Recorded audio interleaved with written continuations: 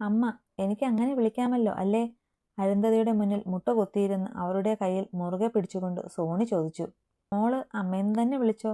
ആദ്യമോന്റെ പെണ്ണല്ലേ? സോണിയുടെ തലയിൽ തലോടിക്കൊണ്ട് ചോദിക്കുമ്പോൾ അതുവരെ അവരുടെ മുഖത്തുണ്ടായിരുന്ന കല്ലിച്ച ഭാവം മാറി അവിടെ വാത്സല്യം നിറഞ്ഞത് ജഗന്നാഥനും ദേവകിയും ശ്രദ്ധിച്ചു. അതെ. അമ്മയ്ക്ക് ഞങ്ങളോട്, എന്നോടും ആദിയേട്ടനോടും വെറുപ്പുണ്ടോ? സോണി അവരുടെ വിടർന്ന കണ്ണുകളിൽ നോക്കി ചോദിച്ചു. എന്തിനാ കുഞ്ഞേ ഞാൻ നിങ്ങളെ വെറുക്കുന്നത്? അങ്ങനെ വെറുക്കാൻ നിങ്ങൾ എന്ത് തെറ്റ് ചെയ്തു? ചോദിച്ചുകൊണ്ട് പുഞ്ചിരിയോടെ തന്നെ അരുന്ധതി അവളെ നോക്കിയിരുന്നു. അമ്മയുടെ ജീവിതം ഇങ്ങനെയായിത്തീരാൻ കാരണക്കാർ എൻ്റെ അച്ഛനും ആദിയേട്ടൻ്റെ അമ്മയും അവരുടെ അച്ഛനുമൊക്കെ ആണല്ലോ. അതുകൊണ്ട് ചോദിച്ചതാണ്. സോണി ചേച്ചി, ആ കാര്യങ്ങളൊന്നും അമ്മായിയോട് പറയണ്ട. ഇന്നിപ്പോൾ അമ്മായി വന്നത് അമ്മാവനെയും ഭാര്യയെയും ഒപ്പം അപ്പൂപ്പനെയും അമ്മമ്മയും ഒന്ന് കാണാൻ വേണ്ടിയാണു.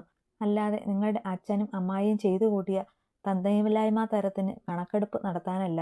സോണി പറഞ്ഞു വന്നത് എന്തെന്ന് മനസ്സിലാക്കിയ അപ്പു ആരും അവർക്ക് പറ്റിയ അപകടത്തെക്കുറിച്ച് പറയരുത് എന്നൊരു താക്കീതോടെ രൂക്ഷമായൊരു നോട്ടത്തോടെ സോണിയോട് പറഞ്ഞു.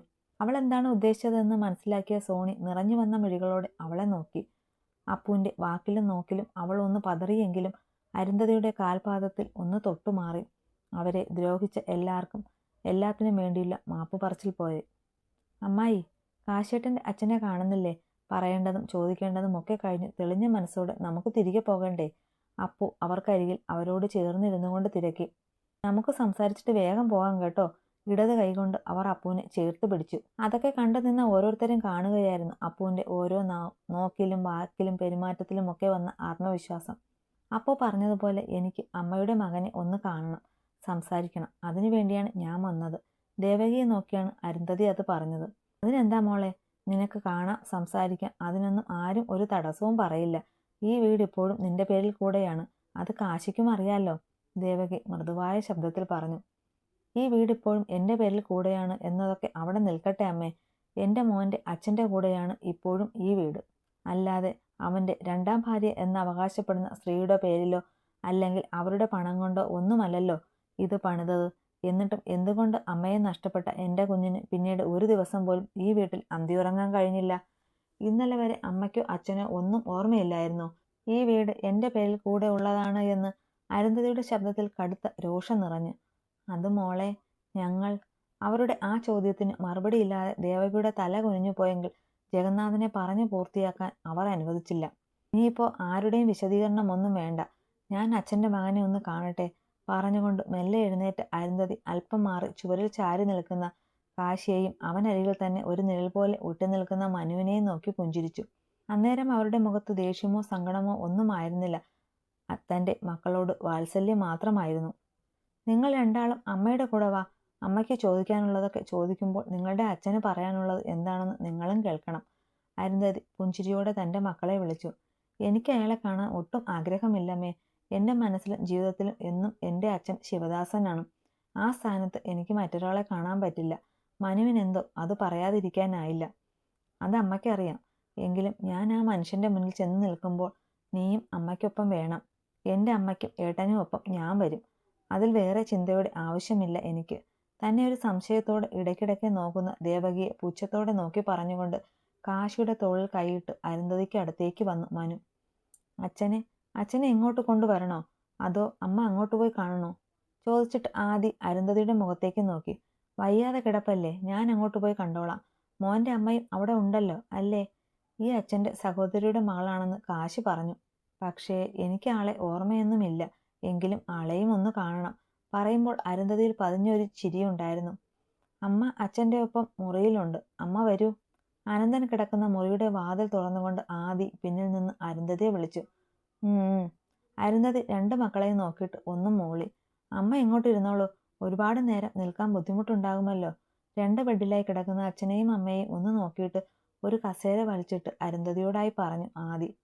മുറിക്കുള്ളിൽ കയറി വന്ന അരുന്ധതി ഹെഡ്രസ്റ്റിൽ ചാരിയിരിക്കുന്ന അനന്തനെ നോക്കിക്കൊണ്ട് തന്നെ ആ കസേരയിൽ അമർന്നിരുന്നു. അവർ ഓർമ്മയിൽ എവിടേക്കോ അയാളുടെ മുഖം തിരഞ്ഞു. ഇല്ല, ഒരിടത്തുമില്ല. ആ ആലോചനയ്ക്കൊടുവിൽ അവരുടെ നെഞ്ചു പിടഞ്ഞു, കണ്ണൊന്നു നനഞ്ഞു. അനന്തനെ കാണുകയായിരുന്നു അരുന്ധതിയെ. 30 വർഷങ്ങൾക്ക് ഇപ്പുറവും ആ മുഖത്തെ മാറ്റം എന്ന് പറയാൻ ഒന്നുമില്ല. ഇപ്പോഴും അന്നത്തെ ആ 20കാരി പെൺകുട്ടി തന്നെയാണ് മുന്നിലിരിക്കുന്നതെന്ന് അയാൾക്ക് തോന്നി. എന്നാൽ പുറത്ത് അരുന്ധതിയുടെ ശബ്ദം കേട്ട നിമിഷം മുതൽ അനന്തന്റെ അങ്ങോട്ടുള്ള നോട്ടം കാണെ തൊട്ടടുത്ത ബെഡിൽ കിടപ്പിൽ കിടന്നാണെങ്കിലും പല്ല് കടിച്ചു ദേഷ്യമടക്കി വെറുപ്പോടെ അരുന്ധതിയെ നോക്കി ഹേമ.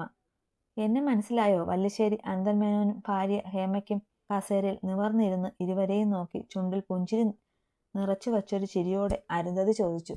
അനന്തന്റെ താഴ്ന്നുപോയ തല കുറച്ചുകൂടെ താഴ്ന്നുവെങ്കിൽ ഹേമ അരുന്ധതിയെ തുറച്ചു നോക്കി. പക്ഷേ എനിക്ക് കഴിഞ്ഞുപോയതൊന്നും ഓർമ്മയില്ല. ഞാൻ പ്രസവിച്ച കുഞ്ഞിന്റെ അച്ഛനെന്ന് പറയുന്ന ആളുടെ പേര് പോലും എന്റെ മോൻ തന്നെ പറഞ്ഞു തരേണ്ടി വന്നു. അനന്തൻ ഒന്നും മിണ്ടുന്നില്ല എന്ന് കണ്ട് അരുന്ധതി ഒരു പുച്ഛച്ചിരിയോടെ തന്നെ പറഞ്ഞു. ഞാനൊരു പാപിയാണ്. മാപ്പ് ചോദിക്കാൻ പോലും അർഹതയില്ലാത്തവനാണെന്ന് എനിക്കറിയാം. എങ്കിലും എന്നോട് ക്ഷമിക്കരുന്ധതി. അന്ന് ആരൊക്കെയോ എന്തൊക്കെയോ പറയുന്നത് കേട്ട് നിന്നെ അവിശ്വസിച്ചു പോയി. പിന്നീട് എന്തോ ഒരു വാശിക്ക് എടുത്തുചാടി ചെയ്തത് എല്ലാം തെറ്റായിരുന്നു എന്ന് ഈ വൈകിയ വേളയിലാണ് ഞാൻ തിരിച്ചറിഞ്ഞത്. അരുന്ധതിയുടെ മുഖത്ത് പോലും നോക്കാനാവാതെ മറ്റെങ്ങോ നോക്കിയിരുന്നു അനന്തൻ പറയുമ്പോൾ അയാളുടെ കണ്ണുകൾ നിറഞ്ഞൊഴുകിയിരുന്നു. ഏയ്, നിങ്ങൾ എന്നോട് മാപ്പ് ചോദിക്കുകയൊന്നും വേണ്ട. എനിക്ക് എൻ്റെ ഭർത്താവായിരുന്ന വല്ലിശ്ശേരി അനന്തൻ എന്നെ അന്വേഷിച്ചില്ല എന്നോ ഇന്ന് അയാൾ മറ്റൊരുത്തിയുടെ ഭർത്താവാണെന്നോ ഓർത്ത് നോവുന്ന ഹൃദയമൊന്നും ഇന്ന് എന്നിലില്ല. അതിന് ഒന്നാമത്തെ കാരണം എന്നെ അപകടപ്പെടുത്തുന്നതിന് മുന്നേയുള്ള ജീവിതമൊന്നും എനിക്ക് ഓർമ്മയില്ല. പിന്നെ ഒന്ന്, ഭാര്യയെ കാണാനില്ല എന്നറിയുമ്പോൾ സാമാന്യ ബുദ്ധിയും വിവരവും സ്നേഹവും ഉള്ളൊരാൾ തൻ്റെ പാതിക്ക് എന്ത് സംഭവിച്ചു എന്നെങ്കിലും ഒന്ന് അന്വേഷിക്കും. ഇവിടെ എന്നെ കാണാതെയാകാൻ കാത്തിരുന്നത് പോലെ നിങ്ങൾ ചെന്ന് മറ്റൊരുത്തിയെ കൂടെ കൂട്ടി. ഈ കണ്ട കാലമൊക്കെ സന്തോഷത്തോടെ ജീവിക്കുകയും ചെയ്തു. അങ്ങനെ ഒരാളെ ഓർത്ത് വിഷമിക്കേണ്ട കാര്യമൊന്നും എനിക്കില്ല.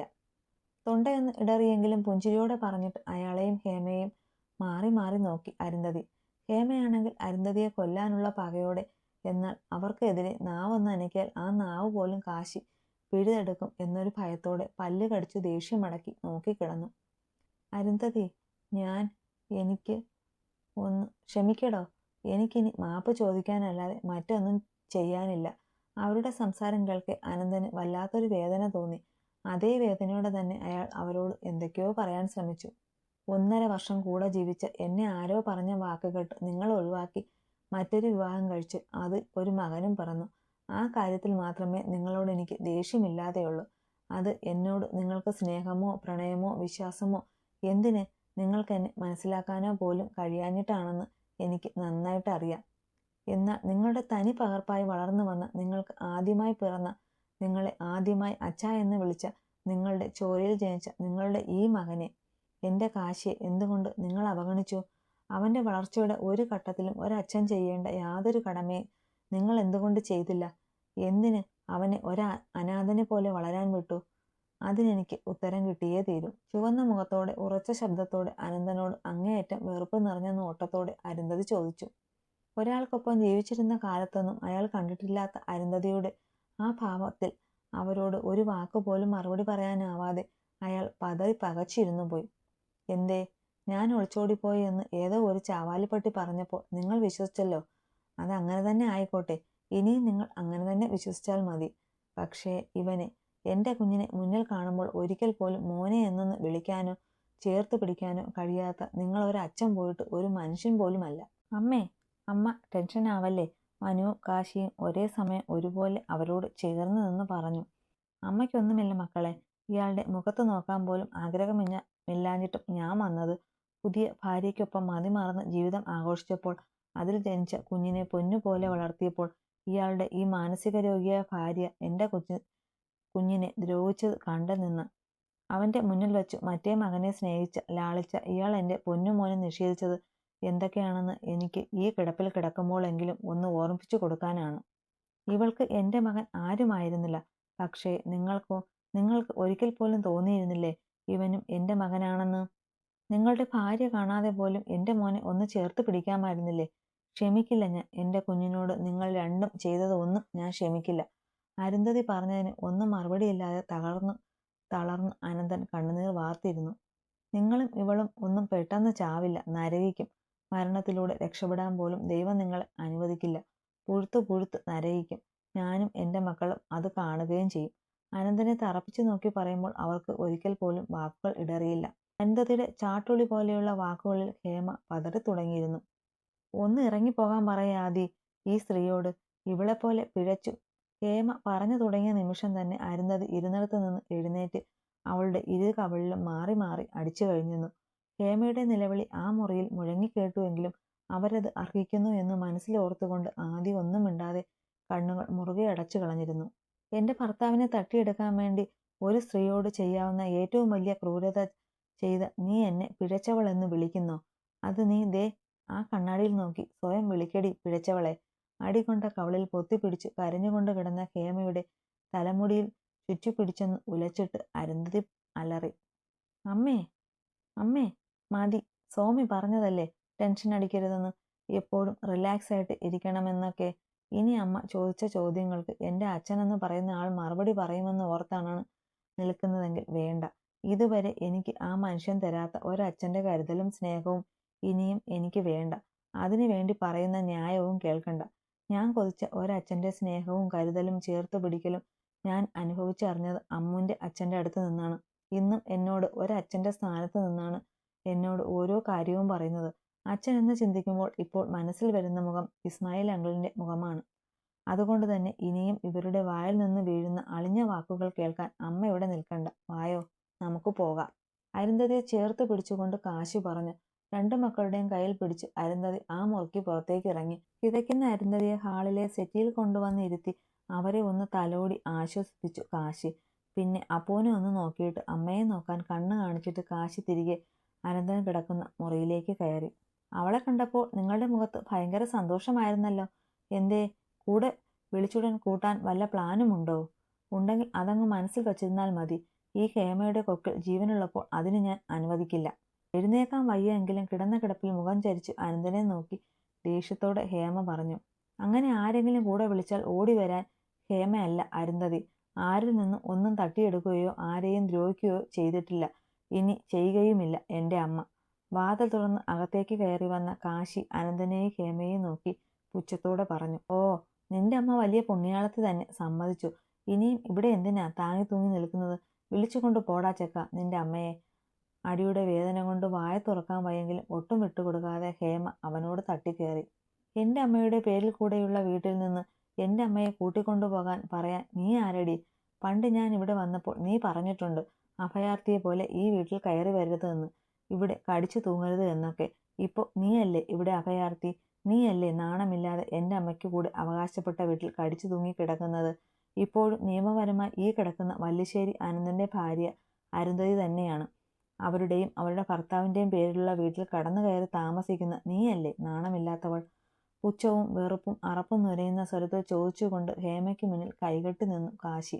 അവൻ്റെ നിൽപ്പും നോട്ടവും ഭാവവും കാണെ അരുന്ധതിയുടെ കയ്യിൽ നിന്ന് കിട്ടിയതുപോലെ കിട്ടിയാലോ എന്ന് ഭയന്ന് ഒന്നും മിണ്ടാതെ കണ്ണുകൾ അടച്ച് കിടന്നു കളഞ്ഞു ഹേമ. മോനെ കാശി. ഹേമയെ ഭയത്തോടെയുള്ള അവരുടെ ചെയ്തികൾ കണ്ട് കണ്ണെടുക്കാതെ വീഴ്ച നിന്നവനെ അനന്തൻ മെല്ലെ വിളിച്ചു. എന്താ വേണ്ടത്? കടപ്പത്തോടെ തന്നെ അനന്തന് നേരെ തിരിഞ്ഞു നോക്കി കാശി. മോനെ, അച്ഛനോട് ക്ഷമിക്കടാ കുഞ്ഞെ, വീതിമ്പി കരഞ്ഞുകൊണ്ടയാൾ പറഞ്ഞു. ഒരു മകന് അച്ഛൻ നൽകേണ്ട കരുതലോ സ്നേഹമോ ചേർത്ത് പിടിക്കലോ എന്തിന്? സ്നേഹത്തോടെ ഒരു നോട്ടമോ കിട്ടാതെ വളർന്ന എൻ്റെ നിറം നഷ്ടപ്പെട്ട ജീവിതത്തെ മറന്നു കളഞ്ഞ് ക്ഷമിക്കണമെന്നാണോ? അതോ എൻ്റെ അമ്മയെ കണ്ട പുഴുത്ത പട്ടികൾക്ക് ഇട്ടുകൊടുത്ത ഇവളെപ്പോലെയുള്ള അവൾക്കൊപ്പം ഈ കണ്ടകാലം കണ്ണുമടച്ചു പൊട്ടനെ പോലെ ജീവിച്ചതിന് ക്ഷമിക്കണം എന്നാണോ? ഇനി അതുമല്ല, എൻ്റെ അമ്മയെ ഒന്ന് അന്വേഷിക്കുക പോലും ചെയ്യാതെ വിട്ടുകളഞ്ഞെന്ന് ക്ഷമിക്കണം എന്നാണോ? ഏതാണ് ഞാൻ ക്ഷമിക്കേണ്ടത്? അധികം ഒച്ച ഉയർത്തിയില്ല എങ്കിലും അവൻ്റെ ചോദ്യത്തിൻ്റെ കാഠിന്യം അയാളെ തളർത്തിക്കളഞ്ഞു. മോനെ, വല്ലാത്തൊരു തളർച്ചയോടെ അനന്തൻ വിളിച്ചു. വിളിക്കരുത് എന്നെ, അങ്ങനെ വിളിക്കരുത് നിങ്ങൾ. ഈ ഒരു വിളി കേൾക്കാൻ മോഹിച്ചൊരു കാശി ഉണ്ടായിരുന്നു, കൊതിച്ച കാലവും ഉണ്ടായിരുന്നു. ഇന്ന് അത് കേൾക്കുമ്പോൾ എനിക്ക് അറപ്പാണ് തോന്നുന്നത്. എനിക്ക് ഈ സ്ത്രീയോട് തോന്നുന്നതിലും വെറുപ്പ് നിങ്ങളോടാണ്. ഇവരെൻ്റെ ആരുമായിരുന്നില്ല. പക്ഷേ നിങ്ങൾ എനിക്ക് ജന്മം തന്ന മനുഷ്യനായിരുന്നില്ലേ? എന്നിട്ട് എന്നോടോ പ്രാണൻ പോകുന്ന വേദന സഹിച്ചു എന്നെ ഈ ഭൂമിയിൽ എത്തിച്ച എൻ്റെ അമ്മയോടോ യാതൊരു നീതിയും നിങ്ങൾ പുലർത്തിയിട്ടില്ല. ആ നിങ്ങളെയാണ് ഈ ജീവിതത്തിൽ ഞാൻ ഏറ്റവും കൂടുതൽ വെറുക്കുന്നത്. മോനേടാ, അച്ഛന് തെറ്റുപറ്റിപ്പോയി പറയുമ്പോൾ അനന്തൻ്റെ നെഞ്ചു നീറി. അതിന് ഈ വൈകിയ വേളയിൽ തിരിച്ചറിഞ്ഞിട്ട് കാര്യമില്ലല്ലോ. കാശിക്ക് അയാളോട് ഒരല്പം പോലും അലിവ് തോന്നിയില്ല. പിന്നെ ഒന്നുകൂടെ ഉണ്ട് കേട്ടോ. അത് കേൾക്കുമ്പോൾ നിങ്ങൾക്ക് സന്തോഷം തോന്നുമോ സങ്കടം തോന്നുമോ എന്നൊന്നും എനിക്കറിയില്ല. എന്നാൽ എനിക്ക് എൻ്റെ ജീവിതത്തിലെ ഏറ്റവും സന്തോഷമുള്ളൊരു കാര്യമാണ്.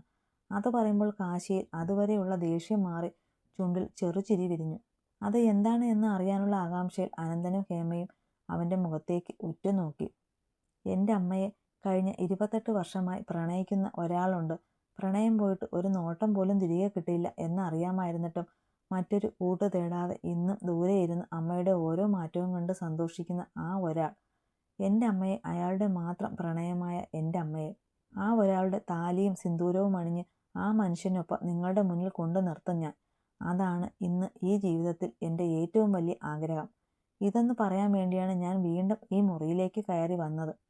കഴിഞ്ഞൊരു ദിവസം ശിവദാസൻ പറഞ്ഞ ഇപ്പോഴും അമ്മയെ പ്രാണനെ പോലെ പ്രണയിക്കുന്ന ആ നല്ല മനുഷ്യനെ ഓർത്തുകൊണ്ട് പകമുറ്റിയ സ്വരത്തിൽ അനന്തനെയും ഹേമയെയും നോക്കി പറഞ്ഞിട്ട് വെട്ടിത്തിരിഞ്ഞ് പുറത്തേക്ക് ഇറങ്ങി കാശി. നമുക്ക് പോകാമോ ചോദിച്ചുകൊണ്ട് ഹാളിലേക്ക് വന്ന കാശി മുന്നിലെ കാഴ്ച കണ്ട് ഒരു നിമിഷം നിന്നുപോയി. മനുവിനെ ചുറ്റിപ്പിടിച്ച് അവൻ്റെ നെഞ്ചിൽ ചേർന്ന് നിന്ന് എന്തൊക്കെയോ പദം പറഞ്ഞ് കരയുന്ന ദേവകിയെ ചേർത്ത് പിടിച്ച് ആശ്വസിപ്പിക്കുന്ന മനുവും. ഇതെന്താ അപ്പു ഇവിടെ നടക്കുന്നത്? കാശി അവളുടെ അടുത്തേക്ക് ചേർന്ന് നിന്ന് തിരക്കി. അത് പിന്നെ ഉണ്ടല്ലോ കാശിയേട്ടാ, അമ്മമ്മയുടെ ഒരനിയൻ പണ്ട് മഞ്ഞപ്പിത്തം വന്ന് മരിച്ചു പോയിട്ടില്ലേ, ആ ആളെ പോലെയാണ് മനുവേട്ടൻ എന്ന അമ്മമ്മ പറയുന്നത്. അപ്പൂപ്പനും അത് സമ്മതിച്ചു. പത്തായപ്പുരയിൽ എവിടെയോ ആ ആളുടെ പഴയ ഫോട്ടോ ഉണ്ടെന്നൊക്കെ അപ്പൂപ്പൻ പറയുന്നു. പതിഞ്ഞ ശബ്ദത്തിൽ അപ്പു അവനോട് പറഞ്ഞു. ആണോ? അച്ചമ്മ എപ്പോഴും പറയുന്ന ശിവൻ അപ്പൂപ്പനെ പോലെയാണോ മനു? ഇനി അവൻ ആരുടെ മകനാണ് എന്ന് ഓർത്ത് വിഷമിക്കില്ല ഇല്ലേ അപ്പു? നെഞ്ചിൽ കൈവച്ച് മനുവിൻ്റെയും അച്ചമ്മയുടെയും നിൽപ്പ് കണ്ട് ആശ്വാസത്തോടെ, അതിലേറെ സന്തോഷത്തോടെ കാശി മെല്ലെ പറഞ്ഞു. എത്രയൊക്കെ വിഷമമില്ല എന്ന് പറഞ്ഞാലും എൻ്റെ അച്ഛൻ ശിവദാസനാണെന്ന് പറഞ്ഞാലും സ്വയം വിശ്വസിപ്പിച്ചാലും എപ്പോഴൊക്കെയോ സ്വയം അറപ്പോടെ അവൻ സ്വന്തം ജന്മത്തെക്കുറിച്ച് തന്നോട് പറഞ്ഞിരുന്നത് ഓർത്തുകൊണ്ടാണ് കാശി പറഞ്ഞത്. കാശി മോനെ, ഇവൻ വിങ്ങിപ്പൊട്ടി പറഞ്ഞുകൊണ്ട് കാശിയെ നോക്കി കൈനീട്ടി ദേവകി. അച്ചമ്മയുടെ സഹോദരൻ്റെ മുഖൻ ആയതുകൊണ്ടായാലും നിങ്ങൾക്കൊക്കെ എൻ്റെ മനുവിനെ അംഗീകരിച്ചല്ലോ, അത് മതി എനിക്ക്. മനുവിനൊപ്പം അച്ചമ്മയെ ചേർത്ത് പിടിച്ചുകൊണ്ട് കാശി പറഞ്ഞു. അവന് എന്തെന്നില്ലാത്ത ഒരാശ്വാസം തന്നെയായിരുന്നു ആ നിമിഷം തോന്നിയത്. ആ വീട്ടിൽ നിന്ന് ഇറങ്ങുമ്പോൾ നെഞ്ചിൽ ഭാരത്തോടെ കൊണ്ടു നടന്ന കുറേയേറെ സങ്കടങ്ങൾ അവിടെ കുടഞ്ഞിട്ട് ഒഴിവാക്കിയതിൻ്റെ ആശ്വാസം എല്ലാവരുടെ മനസ്സിലും ഉണ്ടായിരുന്നു.